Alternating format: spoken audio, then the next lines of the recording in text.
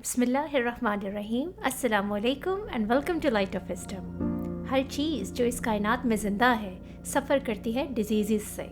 یہ ڈیزیزز فیل کی جا سکتی ہیں جیسے کہ پین کی صورت میں، دیکھی جا سکتی ہیں جیسے کہ ایکنی یا سکن ڈیزیزز کی صورت میں، مگر ہمارا دل جو کہ اپنے اندر ایک کمپلیٹ زندگی رکھتا ہے، اس کی بیماری کو دیکھنا یا فیل کرنا ایک بہت مشکل کام ہے۔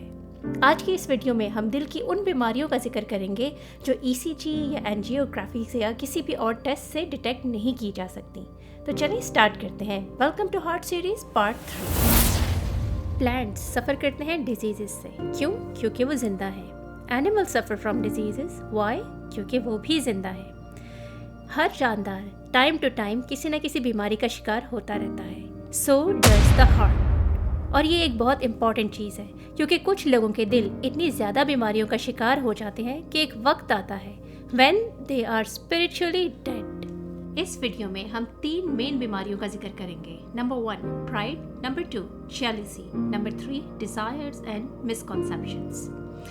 pride مطلب غرور، یہ 2 طرح کا ہوتا ہے، دوسروں کو کم تر جاننا اور دوسرا کے حق کو جھٹلا دینا۔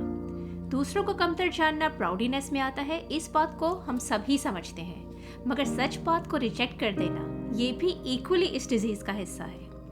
اچھے کپڑے پہننا، اچھا کھانا کھانا، اچھا گھر، یہ سب پرائڈ میں اس وقت تک نہیں آتا جب تک آپ ان چیزوں کے ذریعے سے دوسروں کو کمتر نہ سمجھنا شروع کر دیں، آپ دوسروں کی بات کو امپورٹنس نہ دیں، اگنور کریں، انہیں رسپیکٹ نہ دیں اس وجہ سے کہ آپ کے پاس ان سے زیادہ نعمتیں ہیں۔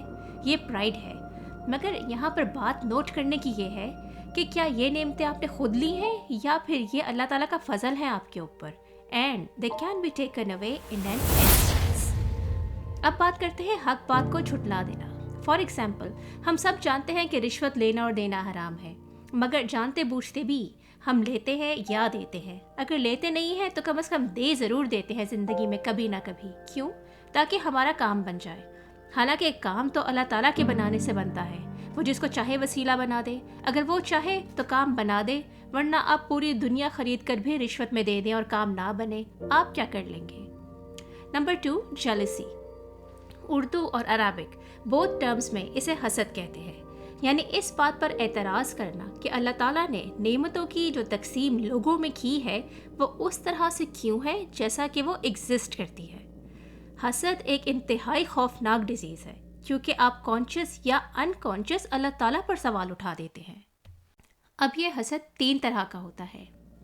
ٹائپ 1، آپ کسی صاحب نعمت کو دیکھیں اور اس بات پہ آپ کے دل میں حسد پیدا ہو جائے کہ اس انسان کو یہ نعمت کیوں ملی، اسے نہیں ملنی چاہیے تھی بلکہ آپ کو ملنی چاہیے تھی، کیونکہ نیکسٹ پرسن یہ نعمت آپ کے خیال میں ڈیزرو نہیں کرتا، یعنی آپ ججمنٹل ہو جاتے ہیں۔ ٹائپ 2، اس میں آپ کا دل پین فیل کرتا ہے کہ کسی انسان کو کوئی نعمت جیسے کہ اچھی کار یا اچھی جاب کیوں ملی، اور آپ یہ چاہیں کہ اللہ اس سے یہ نعمت چھین لے، چاہے آپ کو بھی نہ ملے مگر اس کے پاس بھی نہ ہو۔ ان دونوں ٹائپ کا ڈفرینس یہ ہے کہ فرسٹ ٹائپ میں آپ اپنے لیے وہ نعمت چاہتے ہیں اور دوسرے کو محروم دیکھنا چاہتے ہیں۔ سیکنڈ کیس میں آپ دوسرے انسان کو محروم دیکھنا چاہتے ہیں، چاہے آپ کا اپنا دامن خالی ہی کیوں نہ رہے۔ لیکن ایک اور ٹائپ آف جیلسی بھی ہے، یعنی ہم کمپٹیشن بھی کہہ سکتے ہیں، اور وہ پرمیٹڈ بھی ہے، اور وہ یہ ہے کہ آپ کسی صاحب نعمت انسان کو دیکھیں اور اس کے لیے اپنے دل میں خوشی محسوس کریں اور اللہ تعالیٰ سے اس کے لیے برکت کی دعا اور اپنے لیے اس نعمت کا سوال کریں۔ یہ ٹائپ مسلمانوں کے لیے جائز ہے کیونکہ اس میں آپ نے اللہ تعالیٰ کی تقسیم پہ کوئی سوال نہیں اٹھایا، نہ ہی اپنے مسلمان بھائی سے حسد کیا، نہ ہی بغض، اور اس کے لیے اللہ تعالیٰ سے دعا کی اور اپنے لیے خواہش ظاہر کی۔ صحیح مسلم اور بخاری میں منشن ہے کہ حسد کسی بھی طرح سے جائز نہیں ہے سوائے 2 کیسز کے۔ ایک وہ شخص جسے اللہ تعالیٰ علم عطا فرمائے اور وہ لوگوں کو اس کی تعلیم دے، اور دوسرا وہ جسے اللہ تعالیٰ دولت عطا فرمائے اور وہ اس کو حق کی راہ میں خرچ کرے۔